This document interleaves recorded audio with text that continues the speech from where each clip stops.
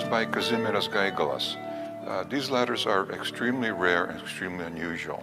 We have a 2-page letter which appears to be a transcript of letters that he sent to his wife and son. He was deported to the Resoti Gulag prison camp near Krasnoyarsk. His wife and son were another Siberian location near Tomsk, about 300 miles further. The 8 transcribed letters we have date from October 21st, 1942 to July 21st, 1943. It appears that his wife saved these letters. They were eventually taken to Poland by his son and then transcribed and sent to Father Prunskis to prepare the book, Lithuanians in Siberia. Russian language was required at that time for letters, and it is written in Russian, and it was heavily censored. Mr. Gaigalas was 60 years old when he was deported. Before World War I, he worked on the Trans-Siberian Railroad for 12 years. During the war, he worked for a relief agency providing assistance to Russians who were injured. After the war ended, he returned to Lithuania, where he worked as a farmer. He was elected to be the local alderman. Presumably because of his political appointment as alderman is the reason he was deported. The translation of the original Russian was done by Ms. Danguolė Pociūtė. October 21st, 1942. My dearest son and wife, yesterday I received 2 letters from you. I was overjoyed. I had thought that you both had perished. I asked everyone I could and no one knew anything. I receive 400 to 600 grams of bread a day. Soup is twice, sometimes 3 times a day. How and when Borosevich died, I do not know, since I was not home. Bimba, Strasdas, Shilakis, and Misunovas' husband all have died. I'm hurrying to write to you. Yesterday I received your letter, and today I'm writing back. I work at whatever comes my way. What do you, son, and your mother work at? Please write. With strong, strong kisses, till we meet again. Jean's 32-year-old husband died. Father Frunsky, Sister Anna, and her brother died. My distant relative Kovalevsky also died. There are no more familiar faces. I'm very happy that you, my son, are studying well. I sold all of my extra clothes. It is very difficult for your poor mother, but what can you do if there are no warm clothes? Good that she was able to buy a jacket. It is also freezing here. I often see you in my dreams. When you receive this letter, please write. Your letters are the only joy in my life. My dear son and wife, do not forget me. Write more frequently. I've become very weak and I feel tired. If you could please send me a package. Several kilograms dried potatoes, a kilogram of flour, and some dried fish. Boil the potatoes, cut them up, and then dry them. Many people here receive packages with these kinds of potatoes. This would be tremendous support for me. Of course, do so only without depriving yourselves. If you can, also please send for letters. They announced that I've been sentenced to serve 5 years, ending on August 14th, 1946. My dearest son, I long for you and your mother so much that words cannot describe. Ah, my beloved, my precious. This fall I weighed 60 kilograms, now less. But how much less I do not know. It is unfortunate that packages are not allowed. If they were allowed, please send me something. That would be tremendous support for me. I get 480 grams of bread a day and 1.5 liters of soup a day. The area here is flat and forested. The ground is fertile. For you and your mother, it is more joyful, but for me it is sad and lonely. You've only grown up. Your mother has gotten old. I frequently see you in my dreams. I wake up and you're gone. It was a dream, not reality. Son, what is the area like where you are? Is it flat or hilly? Is it far from Tomsk? Please, son, write frequently. Your letters are my only joy. July 21st, 1943. Dear son and wife, you wrote that it is possible to send a package, but something is not allowed. I asked the head of the prison camp, and he said that the package would be accepted for delivery if you wrote on it that you were sending it to a prisoner. If I were to receive a package from you, my health would certainly improve. Son, please go to the post office and inquire about this. If you do send a package, please include some salt. In my last letter, I did not write that I currently work censored fragment, and sometimes I sweep the yard. Kazimierz Gaigalas.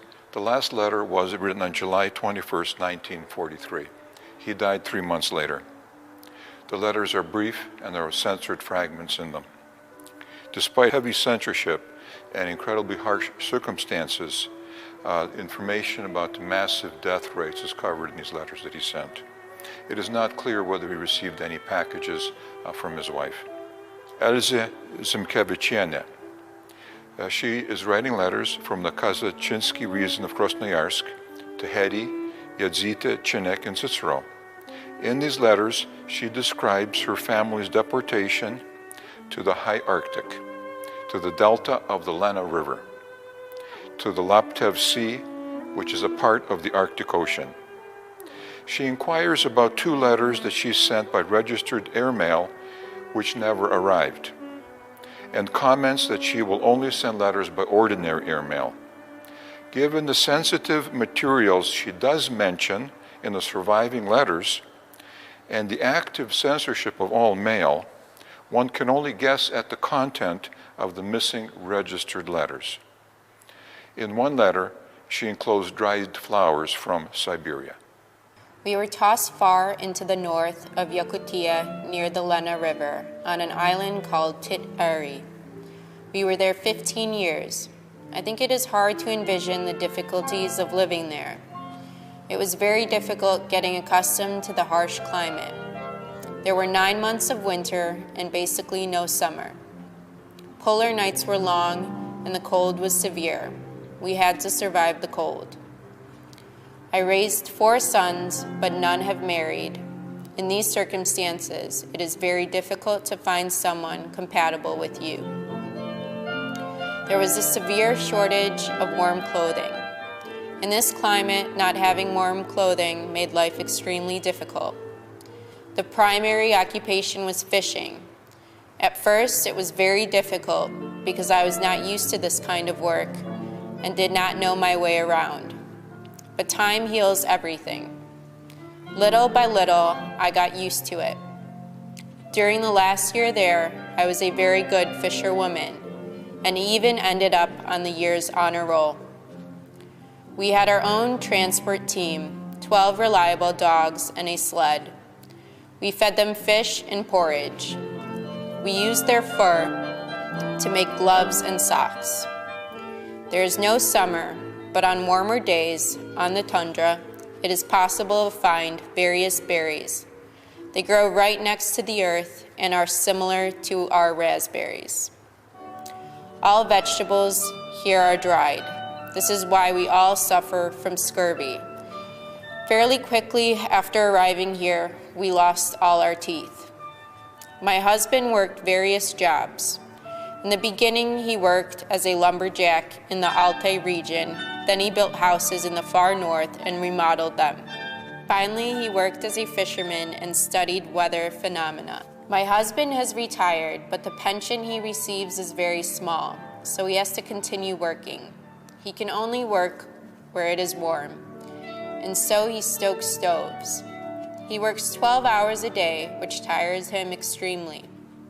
I wish Mary all the best fighting her illness, because I myself have rheumatic inflammation of my joints, a consequence of the good life. Narkunas family. In these 2 photographs, Veronica Narkunas buries her 2 young children near the city of Brno in Siberia. In the top picture, 4-year-old Livia Lucia Narkunaite is being buried.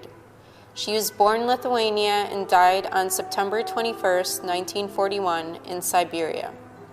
In the bottom picture, 16-month-old Zenonas Norkūnas is being buried. He was born in Lithuania and died on September 22nd, 1941 in Siberia.